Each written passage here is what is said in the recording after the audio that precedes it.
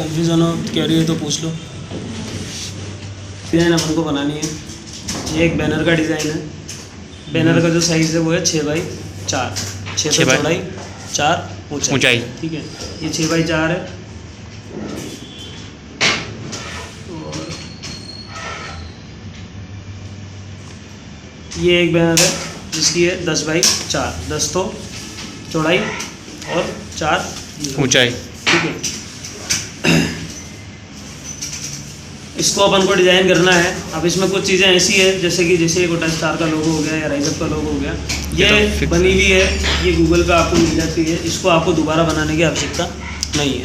कोई भी कंपनी वाला या कोई भी इवेंट वाला आपसे कोई भी डिज़ाइन करवाएगा, उसमें अपना लोगो वगैरह इंसर्ट कराना चाहेगा तो वो आपको देगा।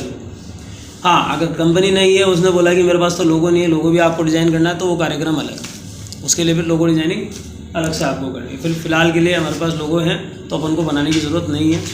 तो मैं अब ये डिज़ाइन किस तरह से सेट की जाए, कैसे इसमें फ़ोटो लगे हुए हैं, फ़ोटो कैसे लगाए जाएँ, फ़ोटो का बॉक्स कैसे बनाना है, फ्रेमिंग कैसे करनी है, अपन वो समझ रहे हैं अभी।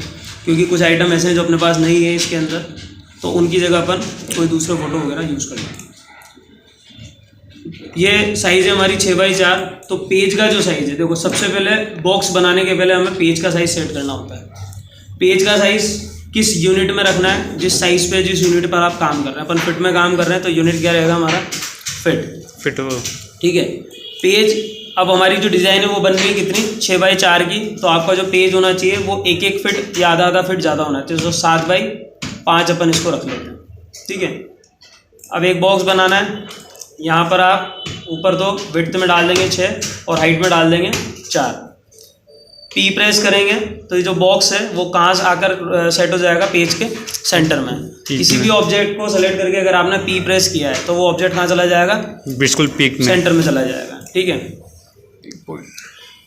अब इसके अंदर अपन को अपनी सारी वर्किंग करनी है।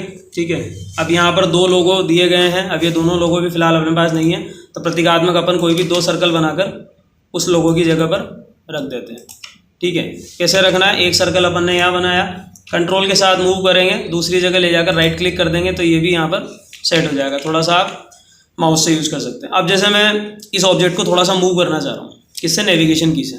अब मैं एरो की को दबा के रख रहा हूँ, लेकिन अब बढ़ तो रहा है लेकिन बहुत धीरे।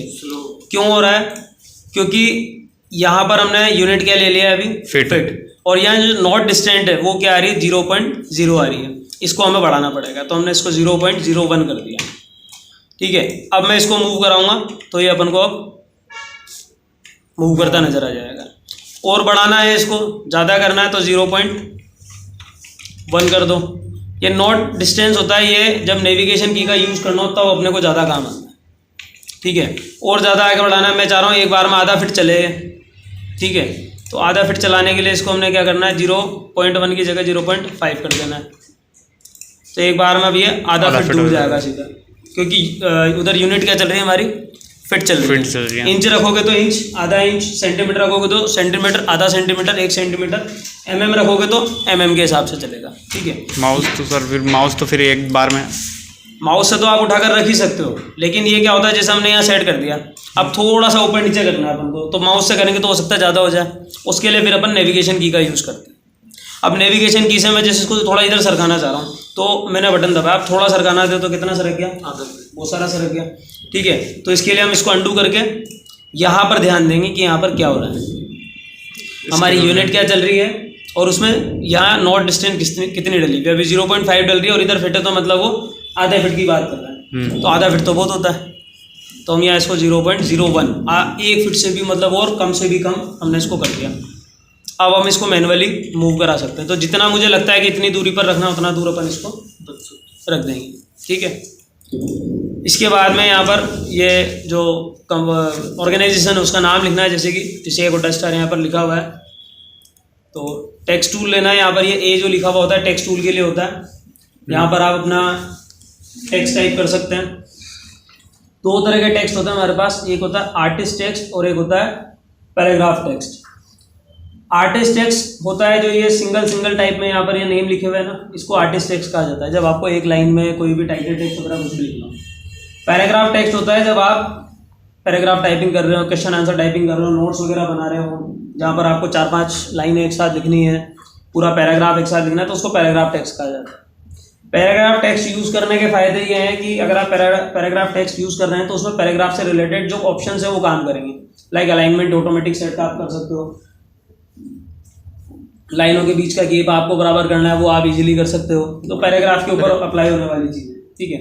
ये ज़्यादातर आपके काम आएगा जब आप बुक टाइपिंग कर रहे होंगे, क्वेश्चन पेपर टाइपिंग कर रहे होंगे, नोट्स वगैरह बना रहे होंगे, न्यूज़पेपर टाइपिंग कर रहे होंगे, तब उसमें आपको इस चीज़ की जरूरत पड़ेगी। फिलहाल के लिए अपन यूज़ करेंगे आर्टिस्ट टेक्स्ट। आर्टिस्ट टेक्स्ट में क्या होता है, केवल आपको स्क्रीन पर क्लिक करना है, आपका कर्सर चालू हो जाएगा। लेकिन अब देखो मेरा कर्सर बहुत छोटा है। क्यों आ रहा है? ये इसने पूछा था मुझसे कि छोटा क्यों आ रहा है। किसने पूछा था? भाई ने। क्यों आ रहा है? क्योंकि मैंने साइज क्या लिया है अभी, फिट में। कितने फिट में? 6 फिट में। 6 फिट मतलब ये आधी दीवार मान लो आप। अब इस आधी दीवार में मैं पेन से अगर जे लिख दूंगा, कितना छोटा, जितना अपन रजिस्टर में लिखते तो दिखेगा क्या? नहीं दिखेगा। इसमें मुझे दिखाना है तो क्या करना पड़ेगा? इसको बड़ा कर लेना पड़ेगा। तो यहाँ अभी हमारा 6 फिट के हिसाब से जो फोन साइज है वो कितना आ रहा है? 24 फिट। तो ये फिट नहीं है, पॉइंट है वो। पॉइंट आ रहा है जो कि बहुत छोटा है इस 6 फिट के हिसाब से, क्योंकि यहाँ फिट की बात हो रही है और वो पॉइंट में बात कर रहा है। तो कम से कम यहाँ मेरे को अगर दिखाना है तो यहाँ पर 200 का फ़ॉन्ट लेना पड़ेगा, क्योंकि बैनर हमारा क्या बनेगा? 6 फिट का बनेगा, बड़ा होगा। अभी ये अगर 6 इंच का होता तो फिर मैं 12 पॉइंट 10 पॉइंट में भी काम कर लेता। जैसे कि ये डिज़ाइन है यहाँ पर, अब ये इंच में ही बनी होगी, ठीक है। A4 का आप साइज मान के चल रहा हूँ मैं, इसको A4 का आप होगा, तो इसमें जो भी वर्ड लिखे हुए हैं ना, ये 12 के फ़ॉन्ट में, 14 के फ़ॉन्ट में इसमें लिखे हुए, ठीक है। फ़ॉन्ट साइज डिज़ाइन के अकॉर्डिंग सेट होती है। डिज़ाइन आपने किस में लिया हुआ है, यूनिट आपका क्या है, तो हमने भी यहाँ 200 पॉइंट ले लिया। जरूरत के हिसाब से हम स्कोर बढ़ाएंगे अभी।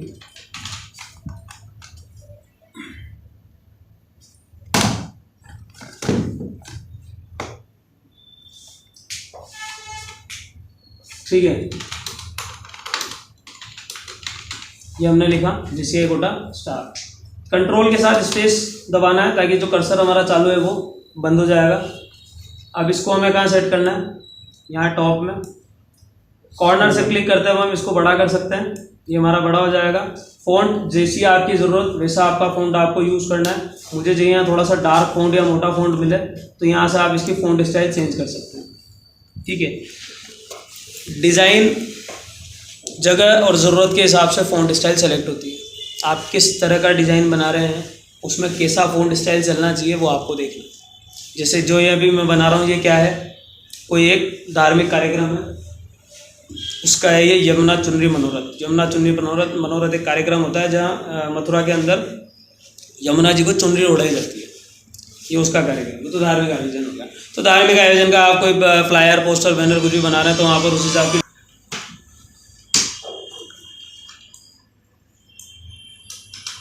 ज़रूरत के हिसाब से बार बार आपको जूम करना पड़ सकता है किसी भी ऑब्जेक्ट को। जूम करने के लिए आपको बार बार यहाँ टूल लेने की ज़रूरत नहीं है, Z आपको प्रेस करना है, आपका जूम टूल चालू हो जाएगा।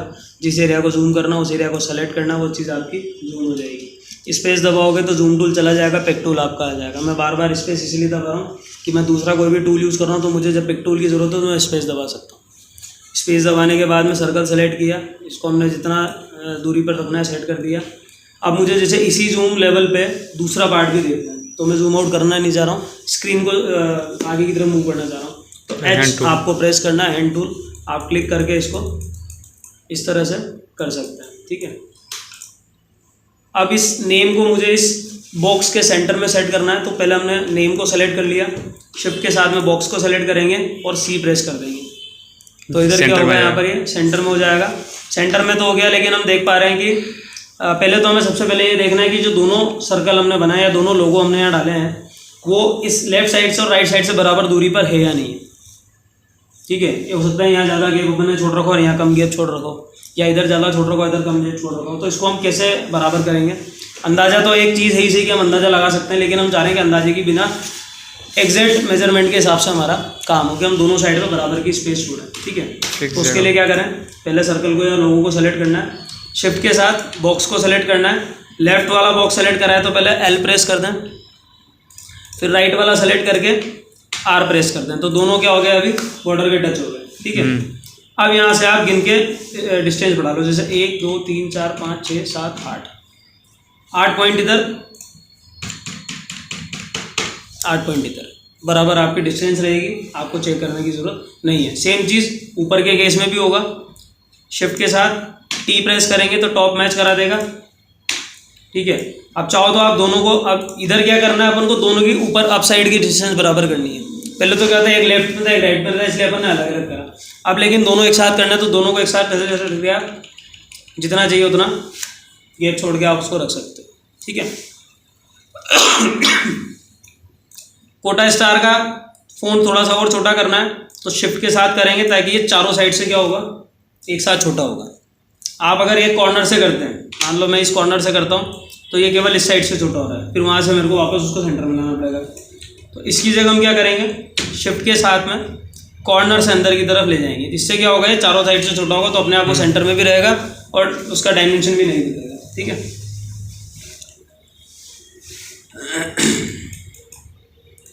अब इसके बाद लिखा हुआ है ब्रश के रंग JCI कोटा स्टार के संग, तो हिंदी फ़ॉन्ट इसके लिए हमारे पास होना चाहिए। लेकिन हिंदी फ़ॉन्ट तो है, लेकिन हमें हिंदी टाइपिंग नहीं आती हो तो पहले हिंदी टाइपिंग भी हमें सीखनी पड़ेगी।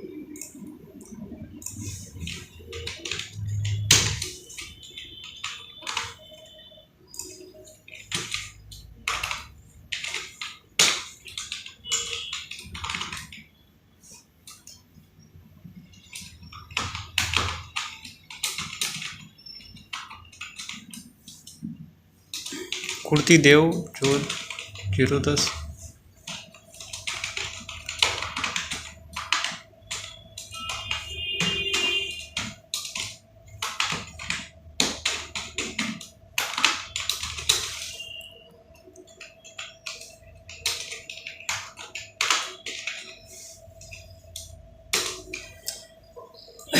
ये हमारा टैगलाइन हो गया। अब ये टैगलाइन के हिसाब से फ़ॉन्ट भी हमने ले लिया। अगर अब इसमें आपके पास और भी फ़ॉन्ट है हिंदी के तो आप इसको और स्टाइलिश बना सकते हो। ये जैसे इंग्लिश के अलग अलग फ़ॉन्ट होते हैं वैसे हिंदी के कई सारे फ़ॉन्ट होते हैं, ठीक है। मोटा पतला डिजाइन वाला, इटैलिक, नॉर्मल लिखता है, वैसा सब तरह के अलग अलग फ़ॉन्ट होते हैं। जैसे ये लिखा हुआ आपको अभी अलग नज़र आ रहा होगा, जो मैंने लिखा वो अलग नज़र आ रहा होगा। ये सबसे सिंपल फ़ॉन्ट है हिंदी का, पृथ्वीदेव 010। इसमें अब स्टाइलिश में अपन चलते हैं तो और वो अलग अलग टाइप के बनाने लग जाएगा।